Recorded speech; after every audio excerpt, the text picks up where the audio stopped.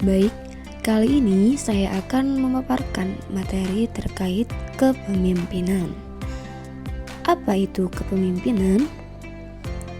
Kepemimpinan merupakan kemampuan seorang pemimpin untuk mengendalikan, memimpin, mempengaruhi pikiran, perasaan, bahkan tingkah laku orang lain untuk mencapai tujuan yang telah ditentukan. Selanjutnya, pada materi ini terdapat 3 poin. Poin yang pertama mengenai asal-usul kepemimpinan. Poin yang kedua, tanggung jawab pemimpin. Dan poin yang terakhir adalah kriteria pemimpin. Baik, saya akan menjelaskan poin yang pertama terlebih dahulu, yakni asal-usul kepemimpinan yang terdapat pada surat Al-Imran ayat 26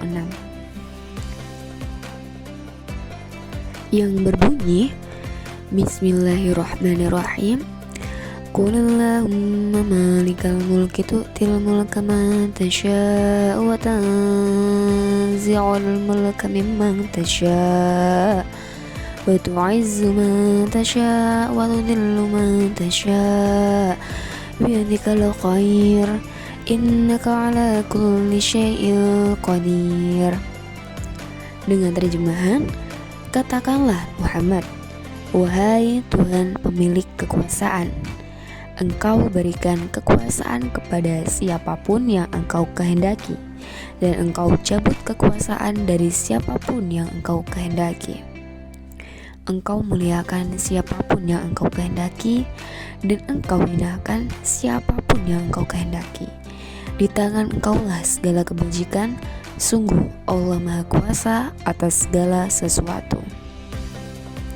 Dalam ayat ini, Allah Subhanahu wa Ta'ala menyuruh Nabi Muhammad SAW untuk menyatakan bahwa Allah yang Maha Suci, yang mempunyai kekuasaan tertinggi dan Maha Bijaksana dengan tindakannya yang sempurna. Allah Subhanahu wa Ta'ala memberikan kekuasaan kepada siapa saja yang dikehendakinya di antara hamba-hambanya. Ada kalanya Allah memberikan kekuasaan itu bersamaan dengan pangkat kenabian, seperti keluarga Nabi Ibrahim alaihissalam. Dan ada kalanya hanya memberikan kekuasaan memerintah saja menurut hukum kemasyarakatan, yaitu dengan mengatur kabilah-kabilah dan bangsa-bangsa. Adapun tanggung jawab pemimpin terdapat di surat An-Nisa ayat 58 dan surat An-Nisa ayat 59. Lafal ayat An-Nisa ayat 58. Bismillahirrahmanirrahim. Innallaha ya'murukum an tu'addul amanati ila ahliha wa idza hakamtum bainan nasi an tahkumu bil 'adl. Innallaha ni'ma ya'idukum bih. Innallaha kana sami'an basira. Terjemahannya, sungguh Allah menyuruhmu menyampaikan amanat kepada yang berhak menerimanya, dan apabila kamu menetapkan hukum di antara manusia, hendaknya kamu menetapkannya dengan adil. Sungguh Allah sebaik-baiknya yang memberi pengajaran kepada kamu, dan sungguh Allah Maha mendengar, Maha melihat. Kemudian dilanjut dengan surat An-Nisa ayat 59 yang berbunyi, Bismillahirrahmanirrahim. Ya ayyuhalladzina amanu athi'ullaha wa athi'ur rasula wa ulil amri minkum fa in tanaza'tum fi syai'in farudduhu ila Allahi wa rasul in kuntum tu'minuna billahi wal yawmil akhir dzalika khairu wa ahsanu ta'wila. Yang artinya, wahai orang-orang yang beriman, taatilah Allah dan taatilah Rasul Muhammad dan ulil amri atau pemegang kekuasaan di antara kamu. Kemudian jika kamu berbeda pendapat tentang sesuatu, maka kembalikanlah kepada Allah Al-Quran dan Rasul sunnahnya. Jika kamu beriman kepada Allah dan hari kemudian, yang demikian itu lebih utama bagimu dan lebih baik akibatnya. Pada ayat 58 ini memerintahkan kepada orang-orang mukmin agar menyampaikan amanat dalam segala urusan, baik yang berkaitan dengan urusan agama maupun urusan dunia dan muamalah kepada orang yang berhak.